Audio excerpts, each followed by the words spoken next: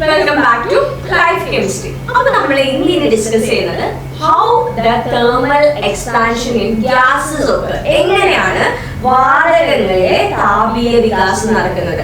Already solid ഖരാവസ്ഥയിലുള്ളതും liquid ആയിട്ടുള്ള ദ്രാവകാവസ്ഥയിലുള്ള ആളുകളുടെ കാര്യം നമ്മൾ പഠിച്ചില്ലേ. അപ്പൊ ഇവിടെ നമ്മൾ ഒരു പരീക്ഷണത്തിലൂടെയാണ് ചെയ്യുന്നത്. ആ പരീക്ഷണം എന്താണെന്നറിയോ?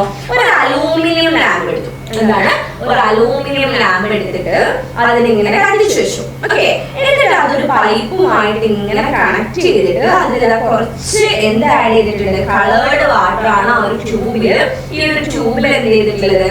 ആഡ് ചെയ്തിട്ടുള്ളത്. ഓക്കെ, പിന്നെ നമുക്ക് എന്ത് വേണം? ഹോട്ട് ആയിട്ടുള്ള കുറച്ച് വെള്ളം വേണം, അതുപോലെ തന്നെ കോൾഡ് ആയിട്ടുള്ള കുറച്ച് വെള്ളം എടുത്തിട്ടുണ്ട്. എന്നിട്ട് നോക്കിയേ, ഈ അലൂമിനിയം ലാമ്പ് നമ്മൾ കത്തിച്ചു വെക്കാൻ തുടങ്ങിയപ്പോ എന്ത് സംഭവിക്കുന്നറിയോ? അലൂമിനിയം ലാമ്പ് കത്തിച്ചു വെച്ച സമയത്ത് നമ്മൾ ആ ട്യൂബിന്റെ ഉള്ളിൽ നിറച്ചു വെച്ചിരുന്ന ഇവിടെ ഉണ്ടായിരുന്ന കളേർഡ് ആയിട്ടുള്ള വാട്ടർ ഇങ്ങനെ റൈസ് ആവുന്നതായിട്ട് കാണാം. എന്താണ് സംഭവിച്ചതറിയോ? അലൂമിനിയം ലാമ്പ് പ്രവർത്തിക്കുന്ന സമയത്ത് അതിൽ നിന്നൊരു പുക വരും, അല്ലെ? ഒരു സ്മോക്ക് വരും. ഈ സ്മോക്ക് എന്ന് പറയുന്നത് എന്താണ്? സ്മോക്ക് എന്ന് പറയുന്നത് എയർ ആണ്, അല്ലെ? വായുവാണ്. അപ്പൊ ഈ വായു എന്ന് പറയുന്നത് എന്താ? ഗ്യാസ് അല്ലേ?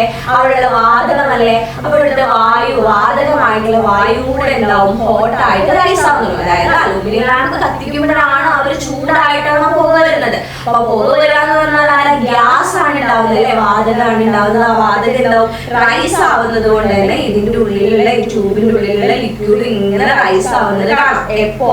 എന്തിൽ വെച്ചപ്പോ? ഹോട്ട് വാട്ടറിൽ വെച്ചപ്പോ. എന്നാൽ ഇതേ പരീക്ഷണം കോൾഡ് വാട്ടറിൽ വെച്ചപ്പോ വലിയ വ്യത്യാസമൊന്നും നമുക്ക് കാണാൻ പറ്റില്ല, അല്ലെ? അപ്പൊ നമുക്ക് എന്ത് മനസ്സിലായി?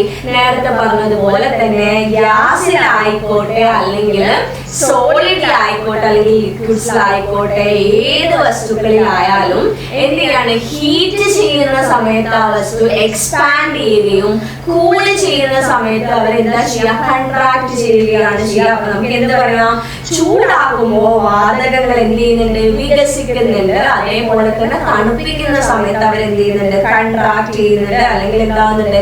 സങ്കോചിക്കുന്നുണ്ട്. അപ്പൊ സോളിഡ് ആയാലും ലിക്വിഡ് ആയാലും ഗ്യാസ് ആയാലും മൂന്ന് അവസ്ഥകളിലും ഹീറ്റ് കിട്ടിക്കഴിഞ്ഞാൽ, താപം കിട്ടിക്കഴിഞ്ഞാൽ ആ വസ്തുക്കൾ എന്താ ചെയ്യുക? എക്സ്പാൻഡ് ചെയ്യാണ് ചെയ്യുക. എന്ത് ചെയ്യാണ്?